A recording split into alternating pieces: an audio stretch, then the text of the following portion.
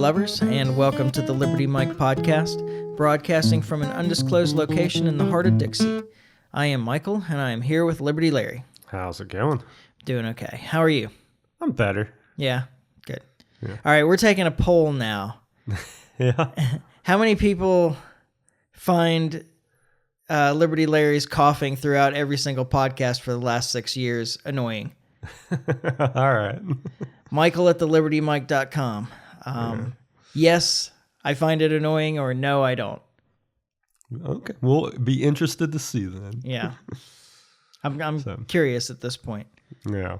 Because if there's a whole lot of yeses, I'm going to start blaming him for the podcast not growing as much as I'd like. Yeah. It's all because of my cough. Yeah. Wow. It's got to be. It's not the analysis, obviously. Clearly, right? Okay. Well, I guess we'll just jump right in because I'm not trying to make this a long one. Thank you, everybody, for your patience last week. We didn't find anybody to interview. Yeah. While we were up there. Actually, we just really didn't have any spare time. No, not that we would have wanted to have stopped and tried to do an interview. Yeah. Anytime that we were able to kind of get away, kind of needed to spend time with the women who made the trip with us. Yeah. Or eat. And that too, yeah. Which was really, I mean, you're right. Like when thinking back on it, we really didn't have a whole lot of excess time to do something like that. Well, I mean, we spent 12 hours in the car. Yeah, there's that. I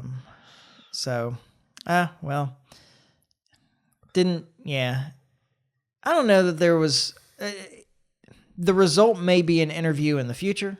Yeah. We'll have to work that out, but maybe next month we'll have an interview as a result of the thing this weekend. But anyway, the event, the Libertarian Party of Alabama's convention, state convention, was good. Yeah. It went. God, I'm trying to think. I mean, I think it went smoother than any convention I've ever been at. That's what I was trying to do, was come up with another one that went as smooth as that one. I don't remember any. There was one of Laura's that was pretty close, I think. Yeah. I'd agree. I do remember one that, I mean, like I say, there was some lively discussion. Like I did sit out the bylaws section. Well, we didn't. Well, they started bylaws before yeah. we got there, and then they did bylaws again the second day. And I set that out. I did about half an hour of it and was like, yeah, I'm good here. Not for me. Yeah. But like I say, even the contentious times and parts, I mean, it wasn't really that contentious. I mean, there was some lively debate over some things, but beyond that, it was all went pretty well. Is there a bomb falling on us? Man, I hope not. It does sound like it, though. Like, I don't know if that's coming through on the mic or not, but it sounds like, especially for a minute there, I was like, oh, wow. Is this like how they take us out? It sounded, Will we cause it that much of a ruckus? It sounded exactly like a bomb sound effect. Yeah. That was quite strange. Which was actually kind of why I wasn't too worried. I was like, surely they don't sound like they do on the cartoons, right? Yeah. You hope not. I don't know. I've never been bombed before. Never been bombed before. Yeah, exactly. So, I think that artillery shells sound pretty much like that, though. Do they? I think so. Yeah. I've never been. It went away, yeah. and I didn't hear an explosion afterwards. No, not yet. So, maybe it was just a dirty bomb. Oh yeah. Let's hope not. Yeah. Yeah, it was a really smooth convention. We talked beforehand about some strife within the LPA and word of an attempt to overthrow is not exactly the right word, but replace the chair, the current chair, who is once again the current chair, so it didn't work. Yeah. And in fact, it didn't work to such a degree that I guess they gave up before the convention even started. Yeah. There was a noticeable drop in convention attendance. There was, and That's something I was going to add to that. But yeah, there were definitely less people. I'm pretty sure that the people that were trying to take over the chair just decided they didn't have the numbers, so they didn't show up. Yeah, that's and the it was in impression I had, too. Huntsville, so I don't know how many of the people that were wanting to make that attempt where they were at in the state. That's true. So there was nobody from Region 2 there, yeah, which is the Birmingham strip. which they were second closest, I guess, right? Yeah. So But I don't know how active they are. I don't know either. I mentioned it to Sam Bowler, who's once again the chair of the party, the state party, and he said that they don't really have one of their concentrations in this next year is to try and get an active affiliate in the Birmingham area. Yeah. Yeah, that's a big area to not have some kind of affiliate. Yeah. I mean, you'd think you'd have, because there's absolutely libertarians there. Mm-hmm. It's just getting them. Well, strangely, it seems that the only two really active affiliates in the state are Madison County and Baldwin County. Yeah, that's true. From what I can tell. At opposite ends of the state. And, right. I'm not sure why that is exactly. It does seem like, what's Birmingham? Is that Jefferson County? Maybe, I don't know. I don't know either. Anyway, the county in Birmingham, it seems like you would have enough libertarians to have an active. Yeah, I mean anywhere affiliate. where you've got a big city like that, I mean you should have enough population there that. Yeah, few of them. If only a few of them are libertarians, it should still be enough. Yeah, exactly. Yeah, but there's not an active affiliate in Mobile, and they've tried multiple times, and it never sticks. It never seems to hold up. So they don't have people as dedicated as us over there. Yeah, exactly. Well, it's looking at ours is kind of funny. I mean, we've probably got 15 or 20 people in the county that have been active at some point or another. Yeah.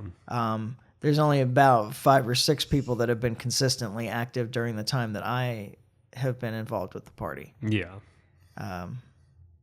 Which is when, I mean, we helped organize this area. Yeah. I mean, we were part of when that happened. It was when it formed. Yeah. So.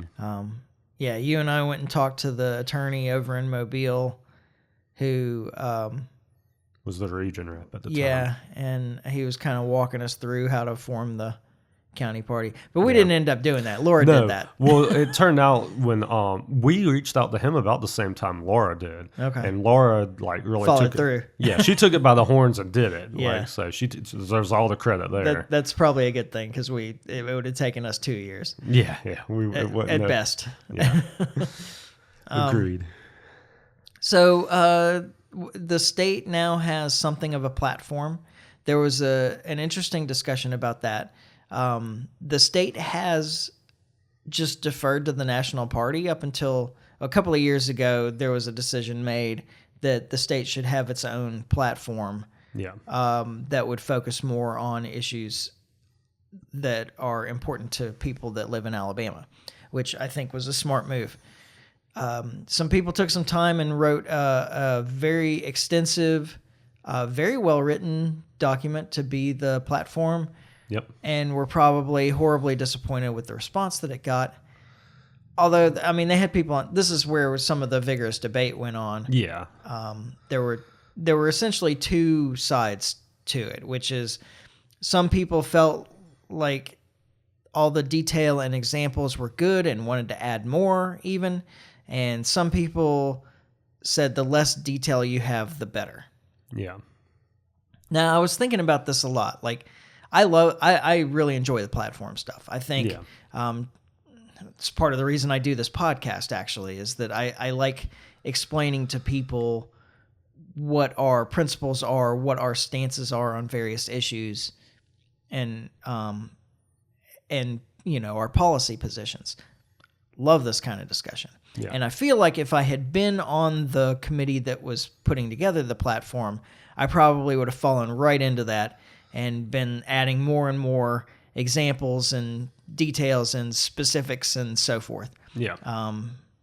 But on the outside of it, while we were looking over it this weekend, I was like, no, cut all that extraneous detail out. Yes. So I'm glad I wasn't on that committee, because I think that I would have made the same mistake.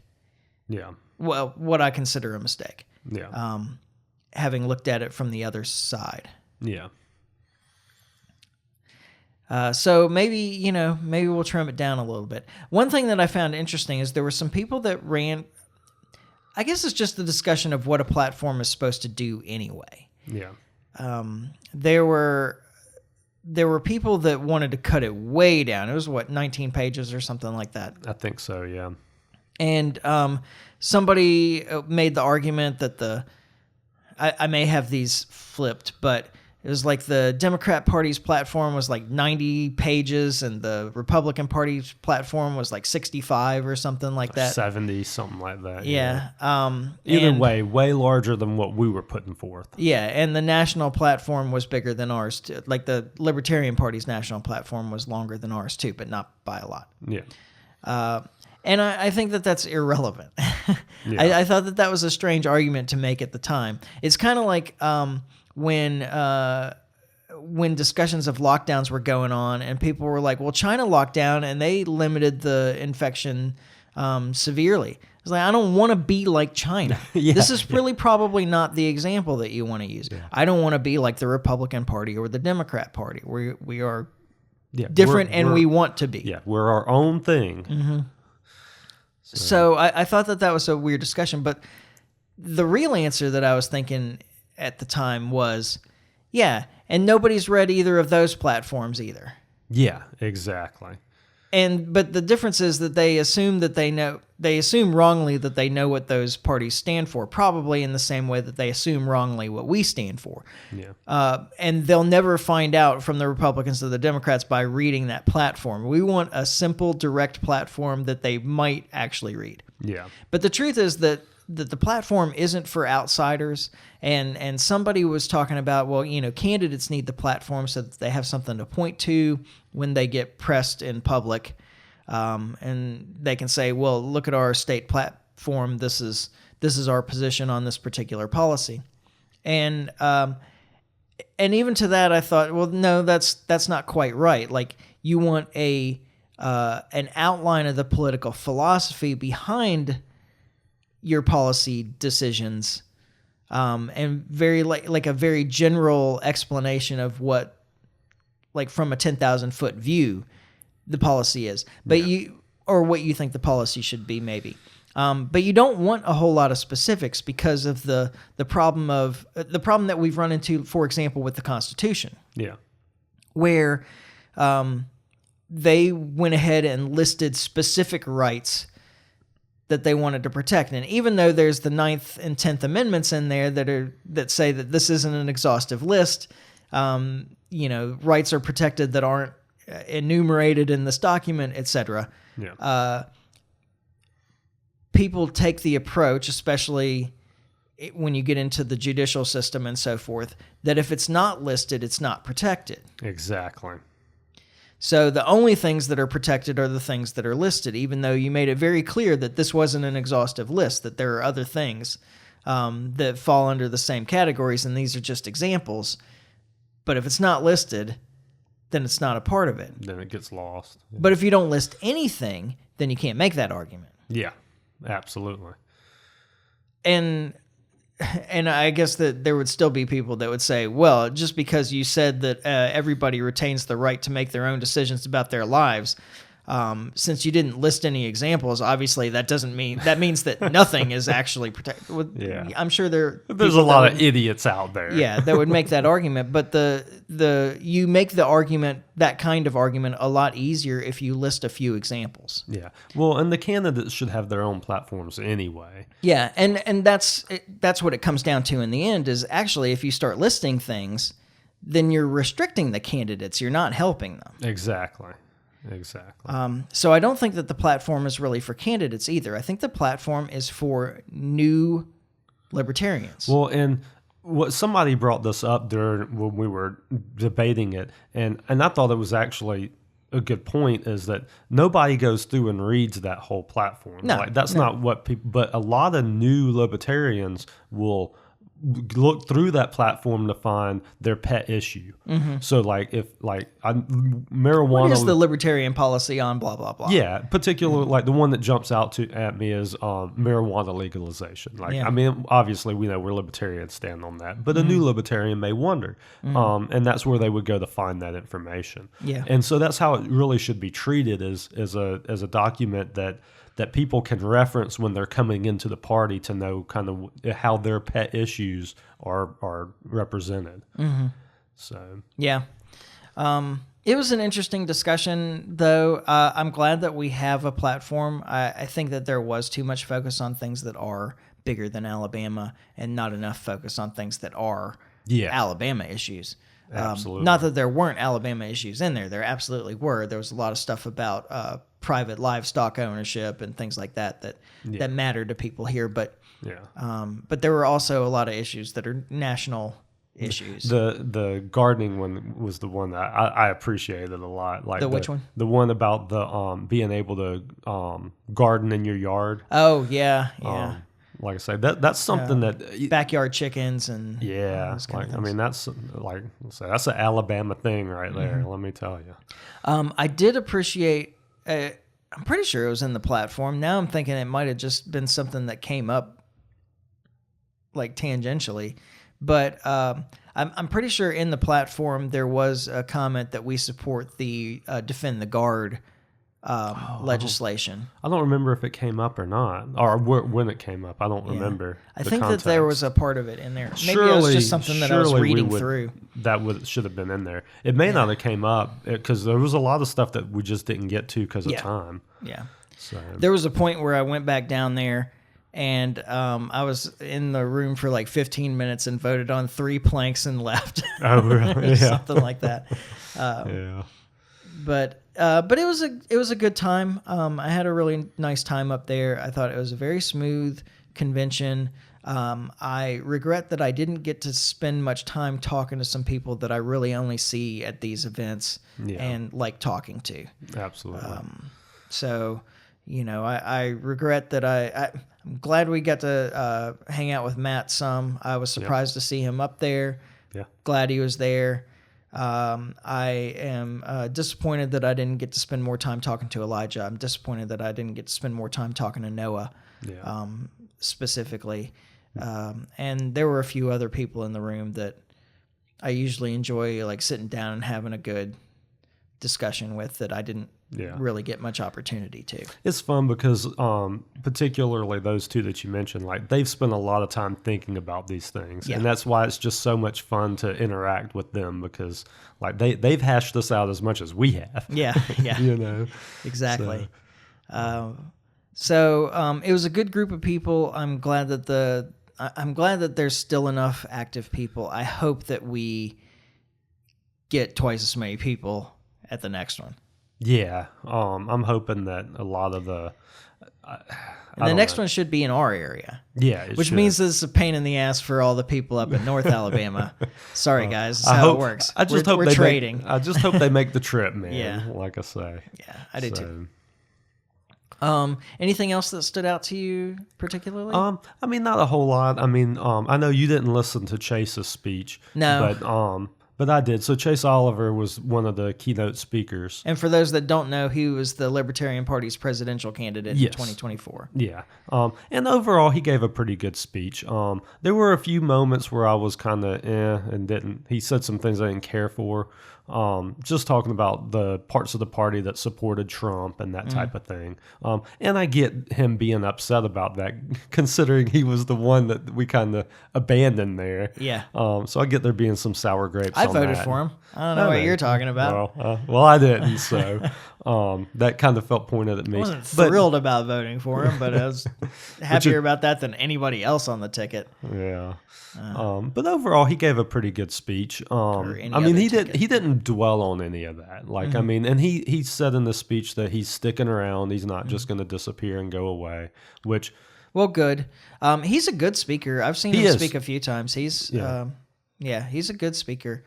which is why he made such a splash in Georgia when he ran for office there. I can definitely see why he did so well on some of those elections, because I mean, he can get up there and get people fired up. Yeah. Like, I'll give him that. Like, I may disagree with him on some things. Yeah, but well, and there's only a few things. Unfortunately, I think that they just ran their campaign in such a way that they ended up focused on some of those things, or they just ended couldn't up, run away from them. Yeah, that was a big part of it. So the campaign ended up being focused more on the cultural stuff instead of the things that the libertarians really stand out from both parties. Yeah. And it just, I don't know. I mean, I feel like this is one of the problems that you have within the Libertarian Party, because it's just not big enough, is that you don't have the depth of the kind of coaches that you have in the major parties to help you redirect the messaging when you get into interviews and so forth into what you want to talk about, instead of allowing them to talk about what they want to talk about. Yeah. I think that there are libertarians that are good at it, but there just aren't as many of them because there just aren't as many libertarians. Yeah. And we definitely don't have the kind of money to throw at like really good consultants. Yeah, exactly. So, it's unfortunate. I think that 2024 could have been a big moment for the libertarians, but I don't think that we had a candidate that could take advantage of it. No. Well, and Chase ran away from some opportunities, I feel like, just as far as podcasts and things like that. Yeah. You know, just not wanting to get out there, get in a contentious situation, and that's the job. Like, I mean, that's, you know, you're going on a big publicity tour for the Libertarian Party, and when you get big opportunities, you can't walk away from them. Yeah. Did you see "Oh Brother, Where Art Thou"? Maybe. Who was in it? Oh, a bunch of people were in it. George Clooney and that sounds familiar. Anyway, there's a scene in it where the corrupt Mississippi, I think, governor is on his way into a radio station anyway. Yeah. To do an interview or do a speech over the radio or something like that. And the main character and the main characters are coming out, and they're like, "Oh, hey, you know, that's the governor." And they look to talk to him, and the son of I think it's the son of the governor is like, "Hey, Daddy, we should talk to these guys. They're your constituents." And he says, "We're going into the radio. We're not one at a time in here. We're mass communicating." And that's kind of the problem that I think that the Oliver Turmott campaign had, is that they were, to use another analogy, like they were talking at county fairs instead of at the state capitol. Yeah, I'd agree with that. You know.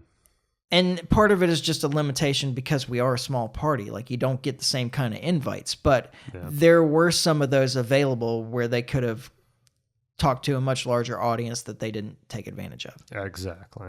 So, oh well, live and learn, you hope. Yeah.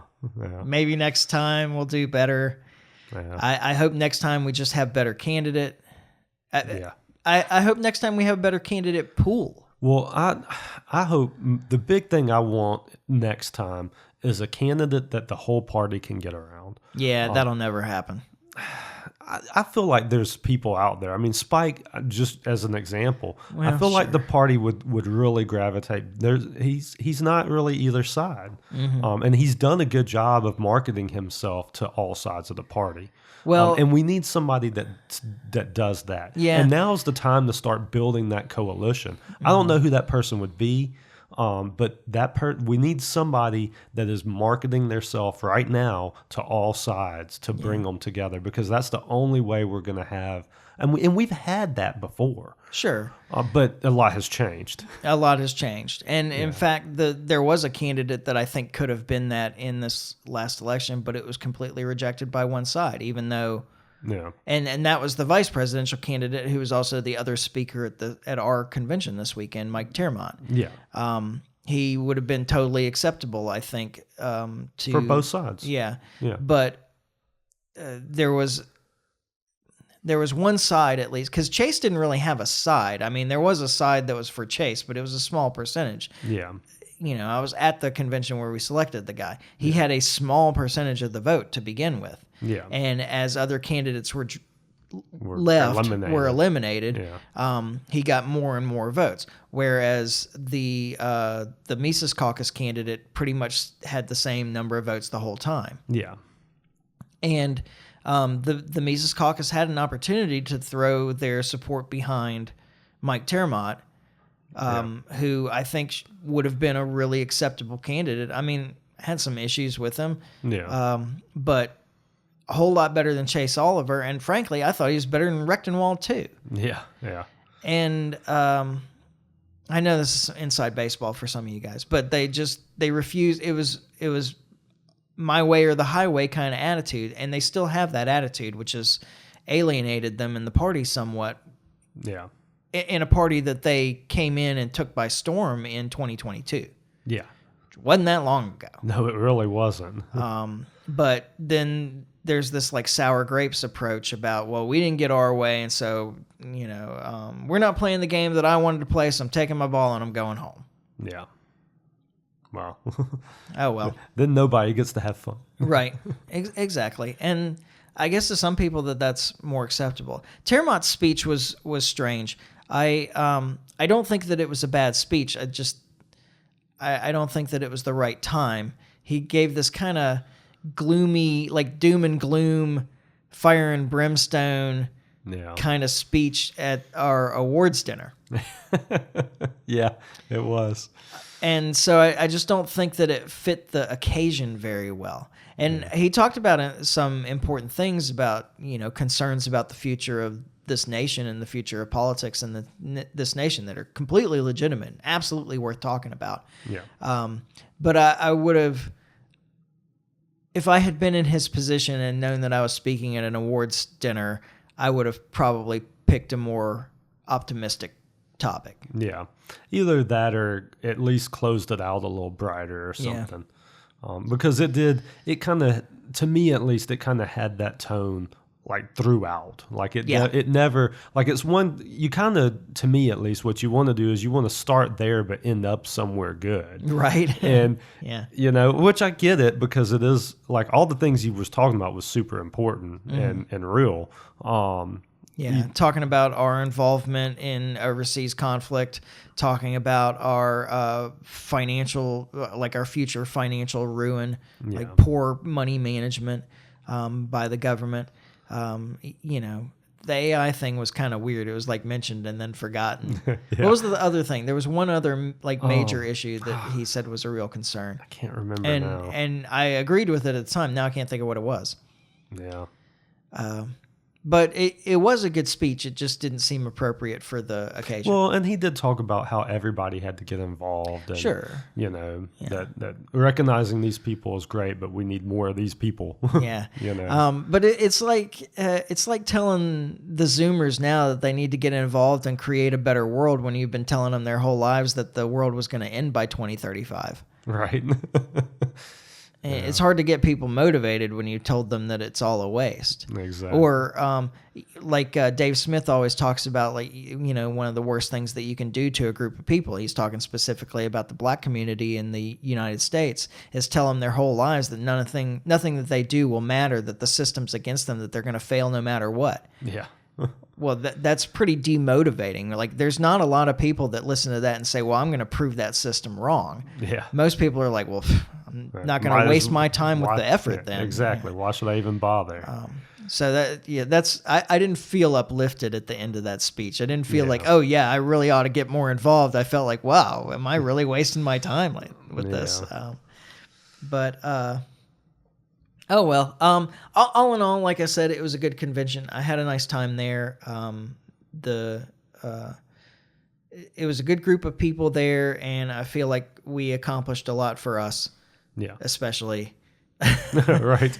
Yeah. We definitely accomplished more at that convention than plenty of them I've been to. Yeah. So. So everybody who's been advance 30 seconds for the first half hour here because you just don't care. We're done with that. We're going to move on to some news because there was some news while we were out. Yeah, there was. I guess we're going to talk about a lot of healthcare stuff tonight. Yeah. Because I don't think there's any way around it. And we may as well start with the breaking bombshell news of Biden's prostate cancer. Yeah. So, while the specific form here is maybe a surprise, I don't think that there's something seriously wrong with him is really a surprise to anyone. No, it can't be. I do find it strange that they're trying to make the case that he was fine through most of it, the vast majority of his presidency, and that this is something that's happened really fast. And, Which we all know is not the case. I mean, he was substantially slower, I guess, or less during the campaign. Yeah. Compared to where he was at as vice president. You mean the 2020 campaign? 2020 campaign. Yeah, no, that's what I'm referring to. Yeah. And then it just went from there. You know. Yeah. I mean, I remember, especially since we know that this cancer has metastasized to the bone. Like that's not something that happens really that fast. And in fact, I feel like they're caught between a rock and a hard place here, because they can either, try and make the case that, they can either admit that he was sick the entire time of his presidency and before, and they shouldn't have pushed him so hard to be the candidate or to be the president in the first place in 2020. Yeah. And certainly, I mean, they're definitely stuck with in 2024 that they allowed him to be the candidate for so long and pretty much didn't do any kind of primary system. And we're trapped with a man there was no way that he was going to get through. No. And in fact, I don't know how they get past that it's apparent to everyone now that they were running a candidate that they knew would not survive office. Yeah. Oh, yeah. And we're doing it in a way in order to, knowing that there was almost no way that he could make it. And there was definitely no way that he was going to be able to perform the job. Yeah. And I know that there's a whole lot of people in government who it's an advantage that the president is useless. Yeah. Well, I mean, they got 4 years of that. Yeah. And they didn't want, and the people that had that power did not want to give that up. But even for the people out there, the normal citizens that don't recognize that, then you can't get past the idea of, they wanted Kamala Harris to be the president, and they ended up selecting her to run for office, but their plan was to just have Biden run again and get him out of the way once he had been elected and install her that way. Exactly. But the debate made it so apparent that there was no way that this guy could do it. Yeah. I'm really frustrated with people like Jake Tapper who put this book out there, and it's like, they just weren't telling anybody. No, everybody in this country could see it. Exactly. Do your job. But you don't get to years later finally do your job and take credit for it. Yeah, I mean, he was one of the big ones running cover for the administration. Mm-hmm. It's ballsy to put out that book with the things he's on the record saying and doing. Yeah. I tell you, man, it's ballsy. That's all I can say. It's kind of unreal that he can get away with that. He's not the only one, but they're that kind of thing is really frustrating. Really frustrating to me. He should lose all credibility. Yeah. All credibility. And Absolutely. He's not the only one, but it's just so brash. Yeah. To put that book out, which is a better word, less potentially offensive word than ballsy. Brash. Brash. We'll use brash from here on then. Okay. So anyway, the other part of that though is that if you really are sticking with this, this cancer came up and it was just really, really aggressive, that he went very quickly from no cancer at all to stage 4 cancer with metastasis to the bones. Yeah. How did that happen?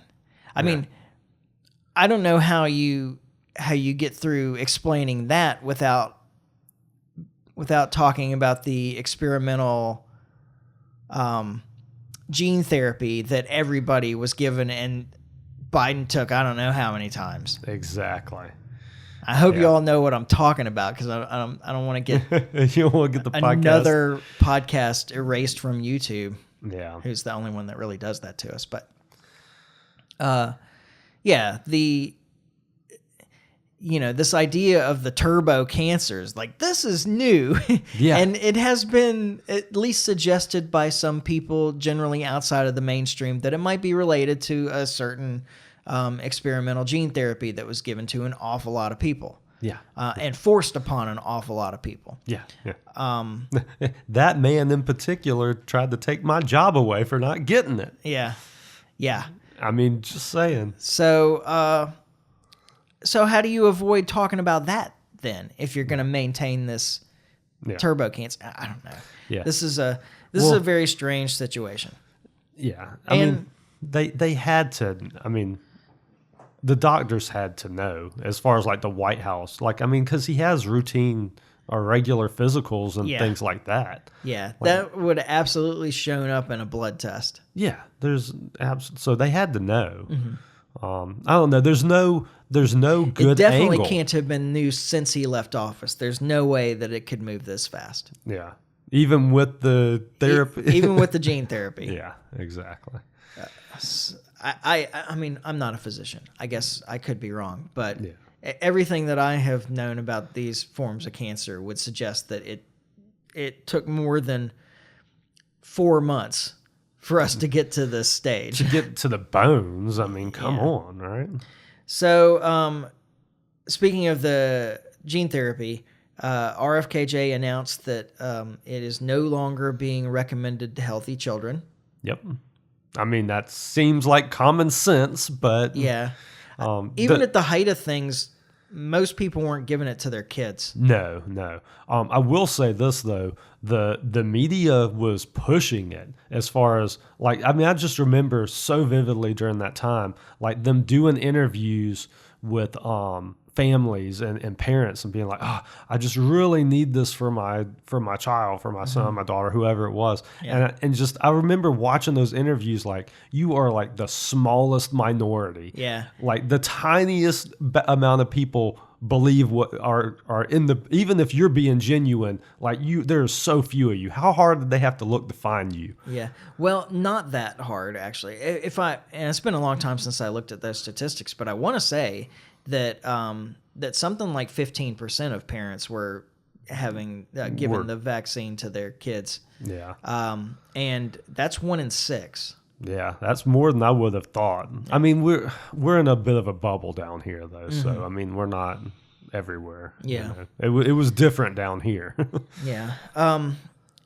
RFKJ was also in the news for, and I found this more interesting, honestly. Yeah. Well, because honestly, the deal with the vaccine stuff, like that's not, that's basically just like, I'm trying to think of the best way to put it, but like nobody was really doing that at this point anymore anyway. Yeah. It's just kind of getting it off the books. Mm-hmm.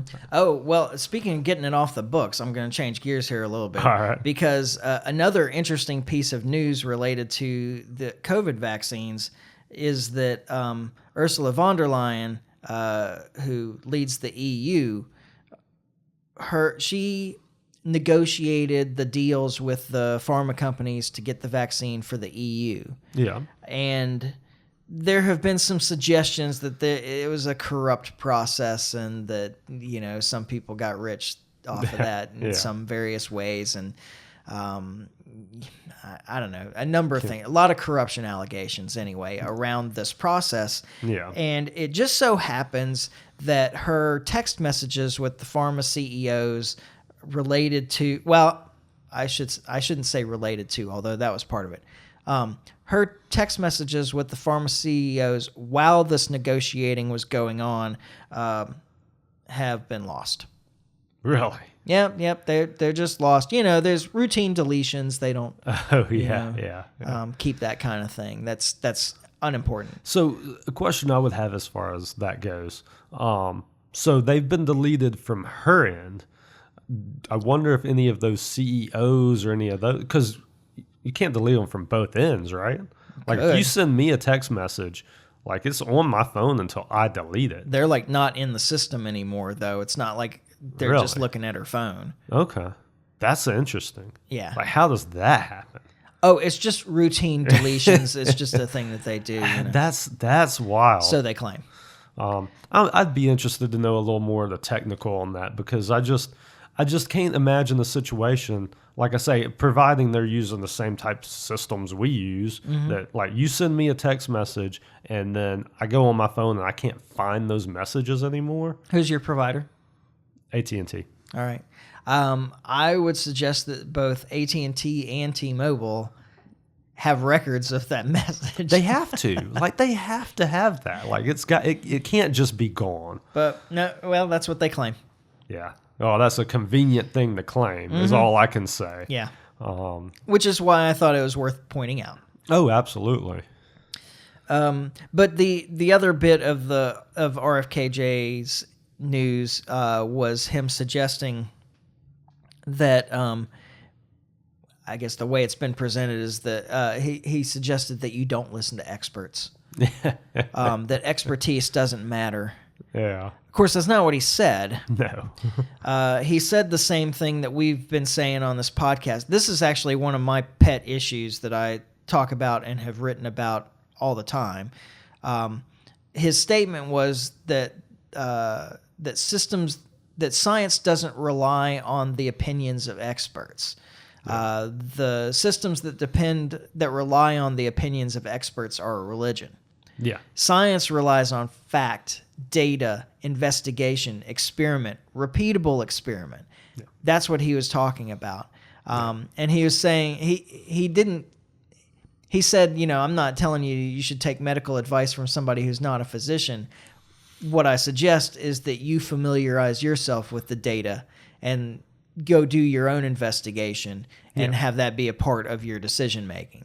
Well, and get second. He didn't say this, but something that just comes to mind for me is get second opinions. Yeah. Like, and it seems like, at least as far as I can tell, that's something that seems like it's been lost. Mm-hmm. Like getting a second opinion. Like it just seems like now. It's because healthcare costs are too high. Well, maybe you can't just go talk to another doctor. That's another $100 and something out of your pocket. But there was a time where that was like common practice. Yeah. Well, like anytime you had a major health thing, you went, like, especially if something didn't seem right, you went and got a second opinion. Mm-hmm. Like that's just what you did. Yeah.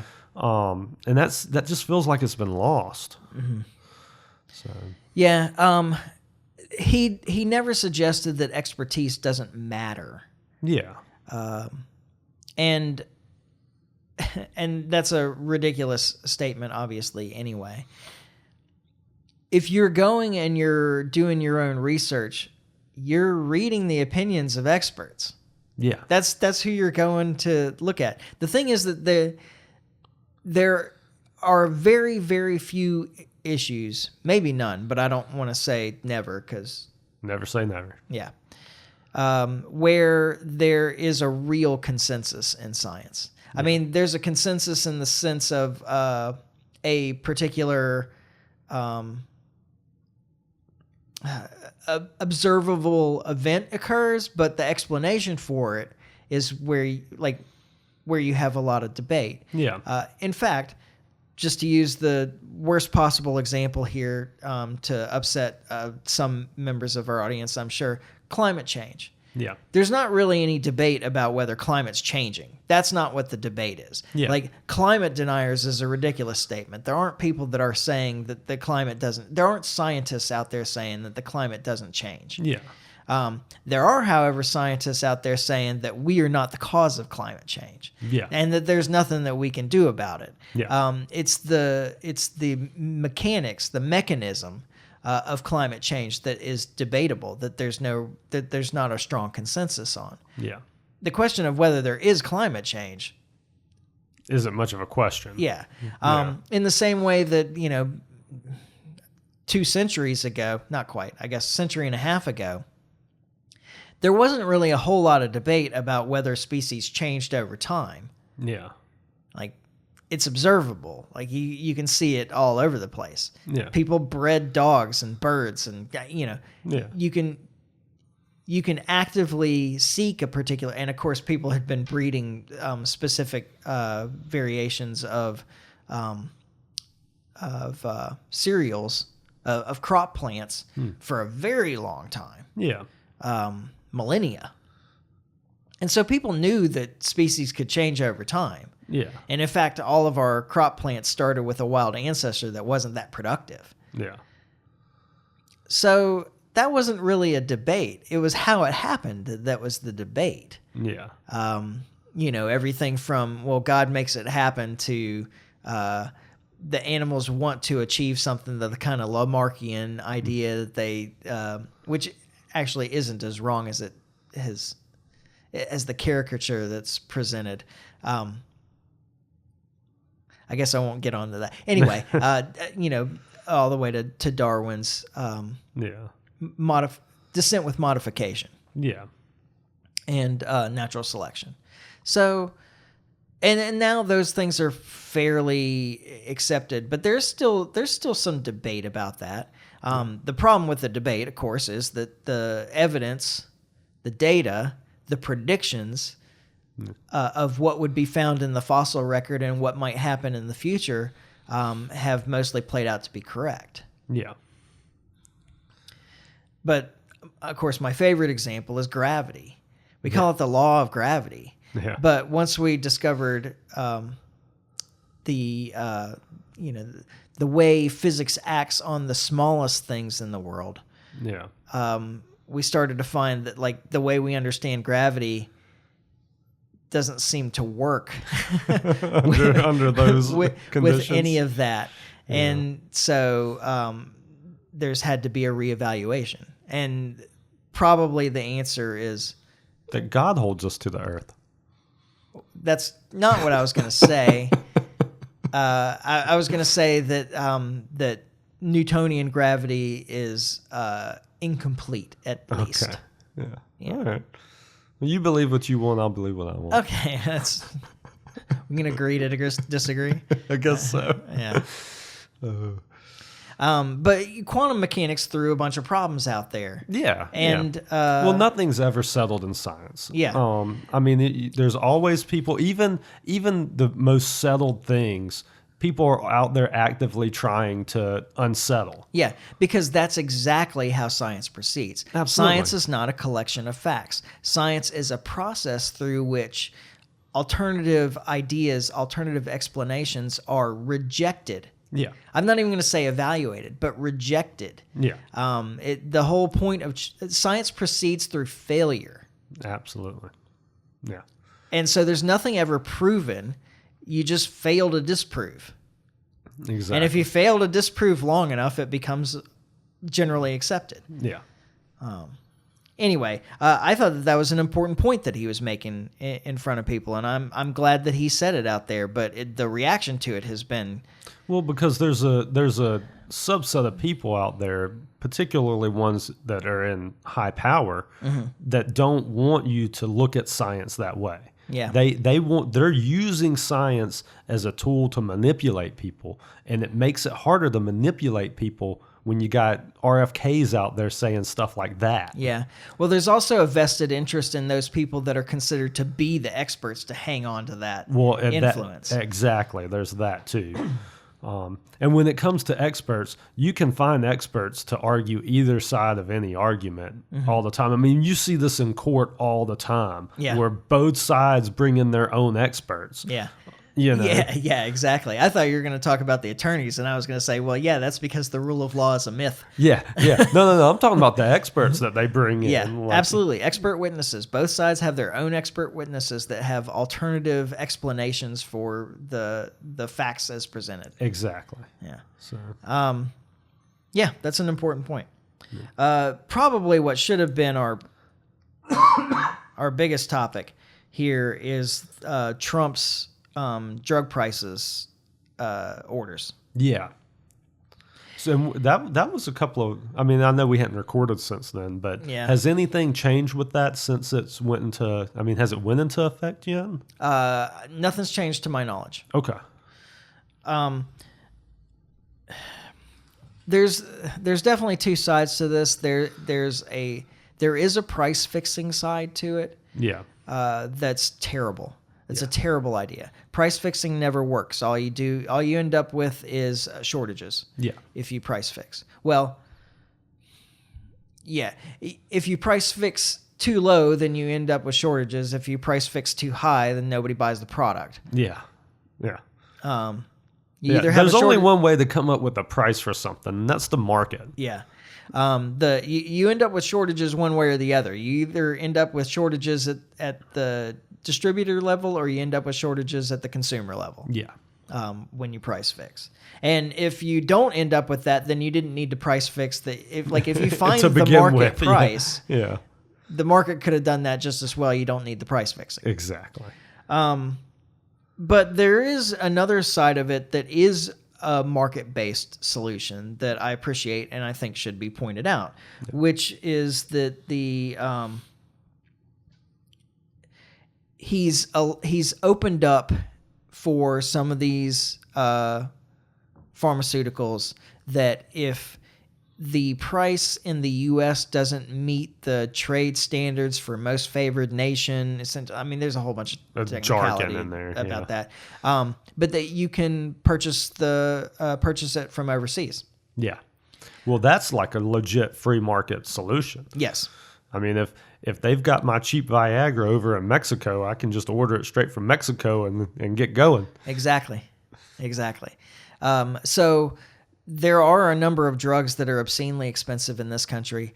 But another thing that it brought up, and maybe we should just spend more time on this in the next episode because I kind of want to wrap up here. But there's a whole bunch of arguments out there about, well, we're getting taken advantage of here in the U.S. because we allow the market, but it's not the market. The pharmaceutical companies to set prices, or the insurance companies to set prices, or some part of the industry to set prices, whereas other nations tell the pharmaceutical companies that they have to sell it at a particular price within their nation. In a lot of cases, I suspect that that's subsidized by the government, so your taxpayer money is making up the difference in those nations anyway. Yeah. I could be wrong about that, but I suspect that that's the case in most of the time. And I suspect that if that's not the case, then the pharmaceutical company just wouldn't sell their drug there. Yeah. I mean, there's got to be a reason. Because if they're losing on selling to a place because the government has set a price too low, then they are under no real obligation to sell there. Yeah. There's no reason that they wouldn't just pull it off the shelves. Like, okay, if that's the price that you want us to sell at in your nation, then we're just not going to sell in your nation. Yeah. So you can either get the price up to where we want it to be, if you think that the drug's important to your citizens, or you can do without. Yeah. I think the argument that Trump's been trying to make is that they have been able to gouge us so much in this country that it's subsidized the other countries. Mm-hmm. I mean, that's the argument he's trying to make. Whether he's right about that, I don't know. Yeah. I mean, the other thing, and then you hear the other side of it as well, they need all this money because the R&D costs are so high and so on and so forth. Exactly. Now, I went hunting for profit information on the major drug companies. Yeah. Major pharmaceutical companies. And I can't find it. Yeah. I can get revenue information. Yeah. But revenues, income and profit are not the same thing. Oh, absolutely. So you could have a huge revenue and very low profit. Yeah. Depending on what your costs are and how competitive your industry is. I suspect that their profits are pretty high, though. And if their profits are pretty high, what do you do with profits? I mean, pay your this is capitalization of industry. So if your profits are high, which is your revenues minus your expenses, then what you do with it is invest it back into the company if you want to grow the company or develop new drugs, for example. Yeah. So if if their profits are really as high as some people in government have claimed, then this R&D issue isn't really an issue. Yeah.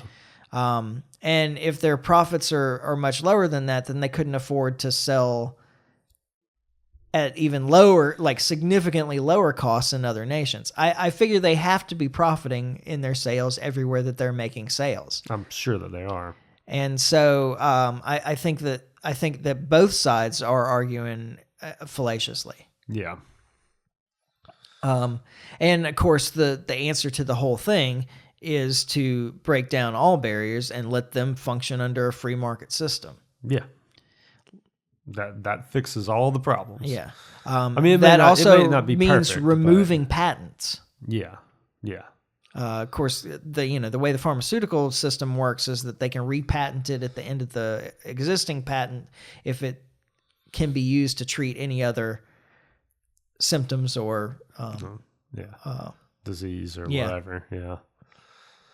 So some of these drugs stay under patent essentially forever. Yeah. And that means that there's never any competition in the industry. And your advantage shouldn't be maintained by the government. This is a non-competitive system. And if you want drug prices down, if you want people to develop more, so this is one of the big arguments about the patent thing. Like, oh, well, if you don't protect their discovery for a long time, then it's not worth their R&D costs to develop it in the first place, and they won't create new drugs. But it's just as easily works the other way. If you protect their patents for so long, they have no incentive to develop a new drug. Yeah, exactly. They can just continue to profit off the existing drugs. Well, and they almost, if there is no patents, they almost have to keep coming up with new drugs. Yeah. Because you're only going to, you'll have an advantage in the marketplace for a period of time, being the first to have it. Yeah. And the idea would be is you'd want to have more stuff that way to keep your advantage going. Yeah. To be producing more new drugs and more new drugs. Mm-hmm. I mean that's the way I see it. Yeah. I mean, prestige goes a long way too, Yeah. and like first into the market. Just because some other company develops or takes your chemistry and starts producing the same drug themselves, like just the fact that you had some number of months before the competitor issued the same drug means that your name, if you've done it right, is associated with that drug anyway. Exactly. And they're not going to be able to charge significantly less. Yeah. Unless you can too. Yeah, exactly. The first 3 months it's on the market, it's astronomically high. And then all of a sudden the price comes down real quick once the generics come out. Yeah. I mean, I can see those type of situations where like that is the case, but then you're kind of hurting the reputation of your company when you do that. So stealing other people's drugs? No. Just being expensive. Oh, yeah. If you're always the first to come out and you're always super expensive, a lot of people are not going to rush to your company because, Yeah. There is a scarcity of resources to produce things. Yeah. And so if you can't make a tremendous profit off of something because there's competition out there driving prices down, then there's not actually a big incentive for many other companies to start producing the same drug. Yeah. Because they have drugs that they have however many drugs that they want to produce, and they only have facilities to produce so many drugs. Yeah, exactly. So they would be better off focusing on the things that are high profit for them. And leaving everything else alone. Because if they figure out your formula and then they're like, well, we can't produce it any cheaper than what they're already selling it at. Like, we can't make a profit off this by copying it anyway. Yeah. And then there you are. Yeah. But that's you have to convert some part of your facilities to produce that drug too. To produce it. Well, that's what I'm saying. So then you're losing out on something else that you are already producing profitably. Yeah, exactly. And so, yeah.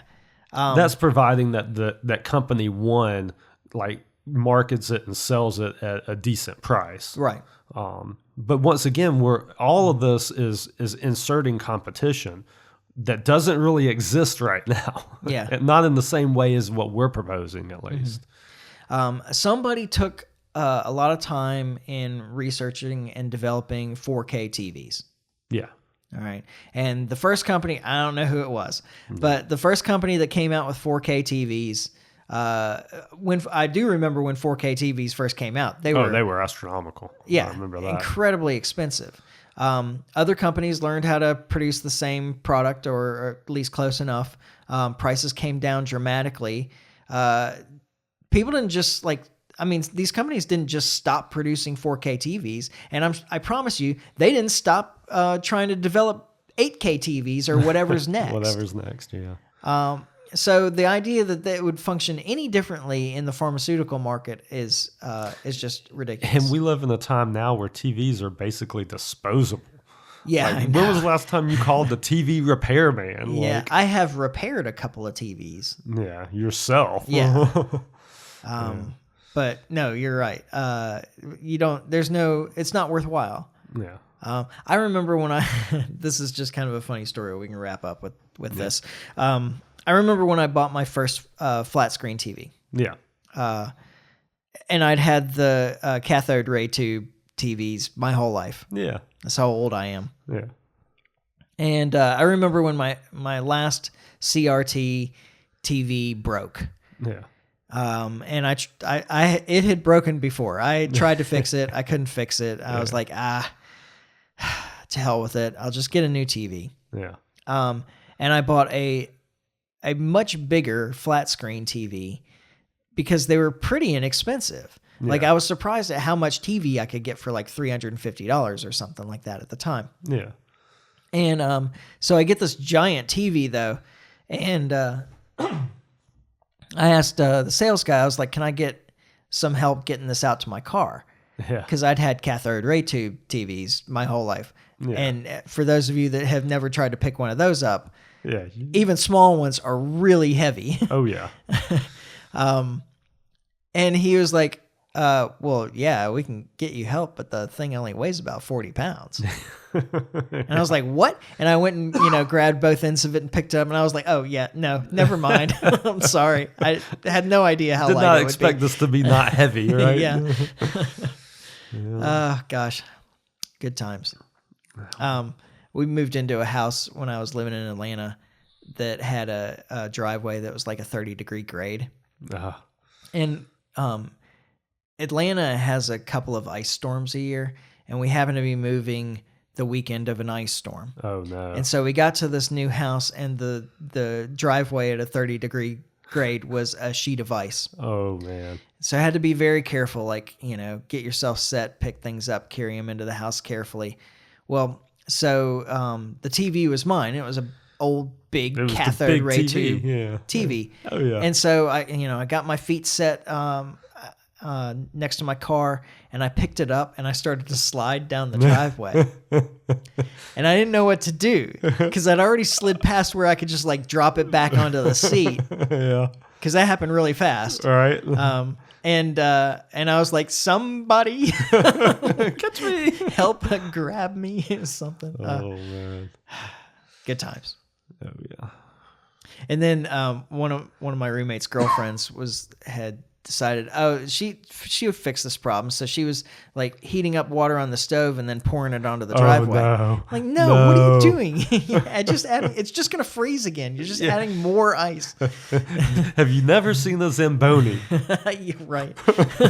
No, probably not, actually. This is in the South. And she was from Louisiana, I think so. Yeah. Yep. No, she'd never seen She didn't understand how Zambonis work. No. Okay. Anyway, we'll just wrap up there. I had a cat, by the way. She could have slung cat litter all over the driveway. That would have been a lot smarter. I would not have, I assure you. No? No, yeah. We made that mistake at my store years ago. Because we had, it was sheets of ice, nothing we could do, people slipping and falling. And my supervisor was like, just get some kitty litter and spread it out there. It just turns to mud and is still slick. Oh, I thought that it would be gritty enough that it... Not for long. I mean, Okay. the first couple of people, sure. But like you're talking high traffic areas, and yeah. same thing with y'all with unloading. Yeah, that's it would true. not have, like I say, for a few minutes Okay. it would have seemed like a really good idea. Okay. And then it would. Well, I guess I'm glad we didn't do that then either. And it tracks. So Yeah. my store was full of this fine powder that was there for months because you would sweep it and it was just there, and then you would mop it and it would smear it, and there was just no getting it up. Okay. So All right. Yeah. Never mind. so There was no answer then. no, there. I mean, unless you got a flamethrower. Yeah. Go to the store and get salt or sand or something. Salt's usually which I found in the last ice storm. Even salt's rough going. Yeah. So All right. Well, let's wrap up there. We might come back to the drug prices thing because I think that's something that merits spending some time on. yeah, and I'll be interested to see how this kind of plays out. Like I say, Yeah. he just did this order a couple of weeks ago. I'm kind of curious to see how this one plays out because this is a big one. It's important. Yeah. And remember, everybody, we need the vote on how annoying Liberty Larry's coughing is. Yeah, Michael at thelibertymike.com. yeah, keep me posted on that one. Will do. I definitely will. You know I will. Yeah, I know you will. So we'll be back next week. In the meantime, you can follow us on Facebook. You can subscribe on iTunes, YouTube, Podbean. Like and share, comment, subscribe, all the things. Tell your friends. Interactions with the posts and all those things help a lot. Like surprising a lot, actually. Yeah. So, just hit the little thumbs up thing or like or share it to your page or share it to a friend or something like that. Any kind of interaction is just really helpful to get this message out. Even the first part where we just talk about the Libertarian Party of Alabama that probably a very small part of our audience actually cared about. Yeah. But is worth the review. You're not going to hear it anywhere else. Yeah. Nobody else is covering the LPA convention. So that's true. All right. So we'll be back next week when we finally get this right. And in the meantime, try to stay free. Life short, live free. Ciao. Later.